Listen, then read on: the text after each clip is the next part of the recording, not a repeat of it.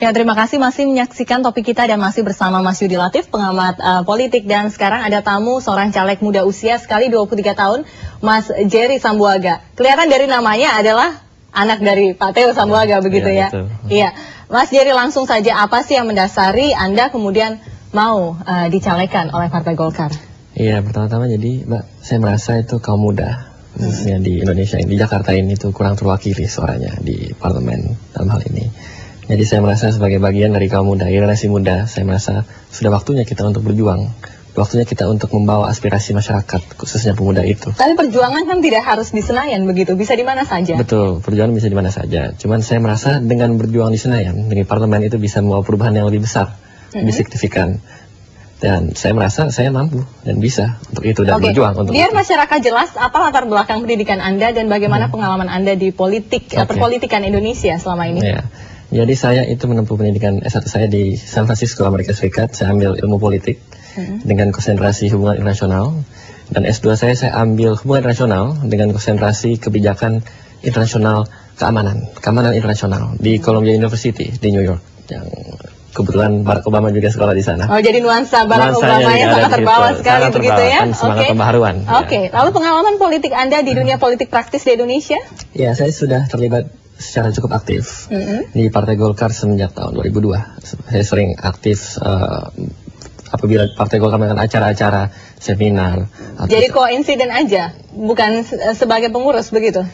Sebagai aktivis, sebagai semacam fungsionaris. Dan kebetulan saya semenjak tahun 2008 ini saya aktif di Bapilu, di Partai Golkar di tingkat pusat, dan saya juga aktif di BIK, Badan Informasi Komunikasi, dan sebagai fungsionaris pusat semenjak tahun 2008 ini. Oke, dan Anda adalah staf ahli dari Ketua DPR begitu ya? Oke, begitu. Tapi banyak orang melihat bahwa Anda masih berusia 23 tahun begitu. Kalau toh nanti running untuk 2014, usianya juga masih sangat muda. Mbok Yao begitu bermain-main di kancah yang lebih objektif di luar panggung politik Senayan begitu. Menurut Anda bagaimana? Ya, kalau misalnya masalah waktu, saya rasa itu kan tidak ada masalah.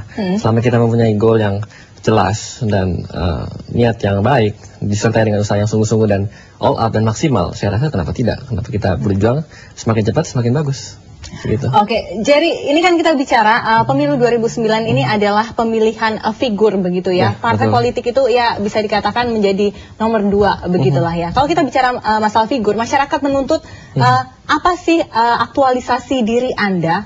Apa sih yang sudah Anda perbuat untuk bangsa kita ini? Ya, kalau untuk bangsa, saya rasa itu kan konsepnya nasional. Tapi ini kan saya akan mewakili DKI Jakarta. Jadi itu dapil saya itu kan Jakarta Pusat dan Selatan. Dan itu tapi kan tetap di pusat. Tetap di pusat. Tapi itu kan mewakili Jakarta Pusat Selatan kan. Jadi itu kan lebih konsisten saya ialah di Jakarta Pusat dan Selatan. Dan saya akan berusaha untuk terus keep in touch dengan mereka, berinteraksi dengan mereka, turun langsung ke bawah ke masyarakat, gitu, mendengarkan apa saja keluhan mereka. Apa sih yang kalau boleh kita tahu interest Anda nanti kalau seandainya Anda akhirnya masuk, begitu, ingin di komisi apa? Apa yang Anda perjuangkan? Yang spesifik? Kemungkinan apabila saya terpilih menjadi anggota DPR, kemungkinan saya akan milik komisi 1 sebagai. Seperti ayah Anda. Oke, Mas Yudi silahkan menanggapi.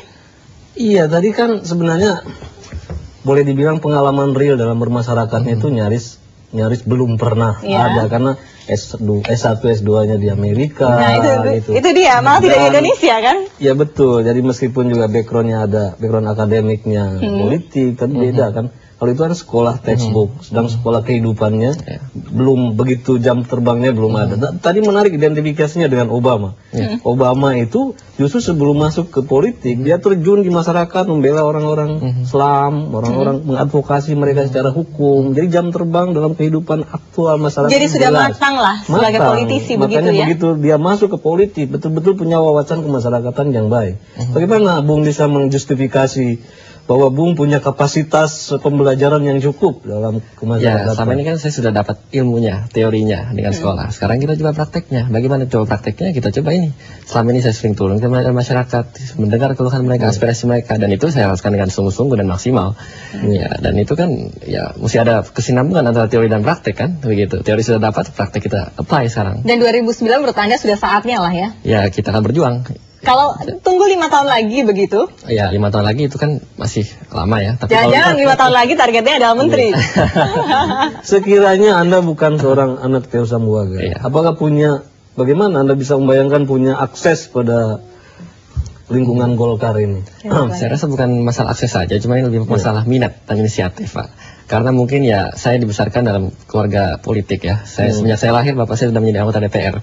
Mau tidak mau itu kan akan membentuk karakter saya, dan akan membentuk watak saya, akan membentuk ketertarikan saya dan interest saya ke politik. Gitu. Sejak kecil saya sudah sering terlibat dalam diskusi-diskusi bersama ayah saya dan keluarga saya mengenai isu-isu politik, isu-isu yang strategis, isu-isu yang mungkin kontroversial, dan itu mungkin melatih dan membentuk. Ya, itu yang menariknya.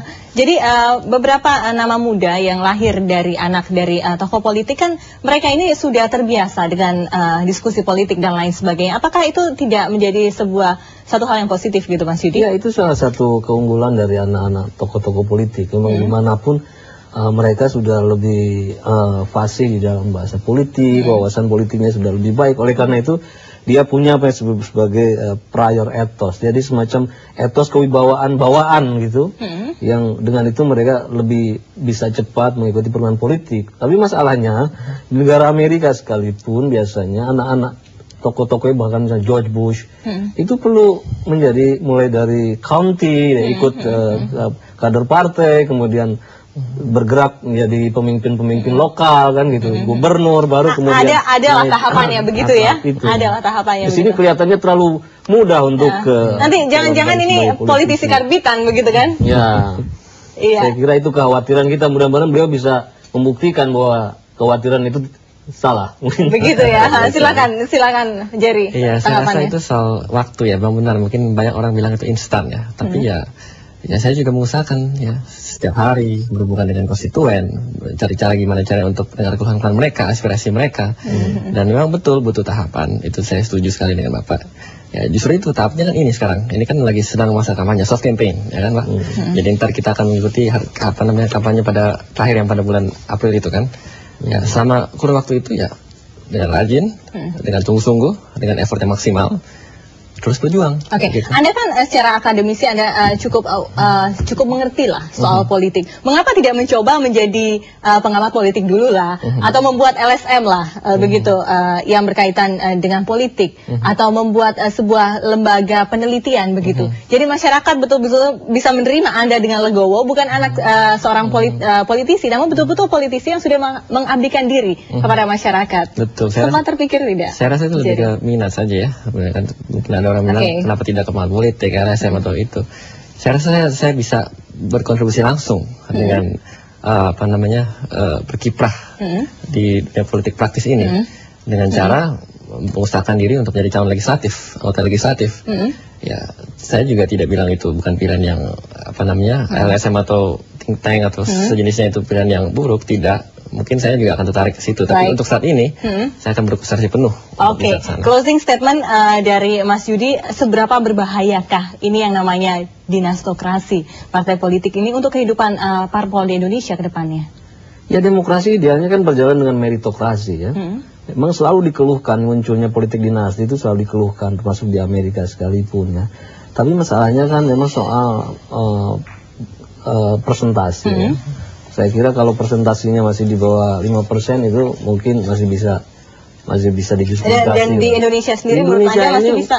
Menurut saya sudah melampaui itu. Baik. Ini kan yang hanya terlihat di pusat, tapi sebenarnya sampai daerah tuh polanya memang seperti itu. Baik, kita lihat saja nanti seperti apa berbahayanya kah, atau ini hanya berbahaya bagi pengamat saja. Maaf, Jerry, maaf sekali sudah habis waktu kita. Tapi terima kasih sudah hadir di topik kita. Good luck untuk Anda. Terima kasih juga Mas Yudi. Dan pemirsa, itulah tadi tayangan setengah jam topik kita. Kami akan kembali pekan depan tentunya dengan topik-topik hangat lainnya. Saya Fesi Alwi dan tim redaksi undur diri. Wassalamualaikum warahmatullahi wabarakatuh.